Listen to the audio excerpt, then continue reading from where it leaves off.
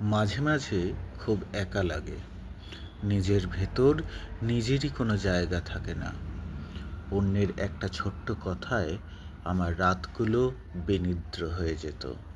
অথচ যার জন্য অস্থির হতাম তার হয়তো কোনো ভ্রুক্ষেপই ছিল না। আমি আসলে নিজেকে হারিয়ে অন্যের দেয়া আবেগে বাঁচতাম। এখন আর অকারণে কাঁদি না। চিৎকার করে প্রমাণ করতে চাই না আমি কতটা ঠিক। নিজেকে সামলে নিতে শিখেছি। নিজের এই পাথর হয়ে যাওয়া মনটাকে এখন আগলে রাখি, যাতে অন্য কেউ এসে আর একবার ভেঙে দেওয়ার সুযোগ না পায়। আবেগ তো থাকবেই, আমি তো রক্ত মাংসের মানুষ। তবে এখনকার এই মানুষটা অনেক বেশি শান্ত। নিজের অশান্ত সমুদ্রে নিজেই একটা ছোট্ট দ্বীপ হয়ে দাঁড়িয়ে আছি।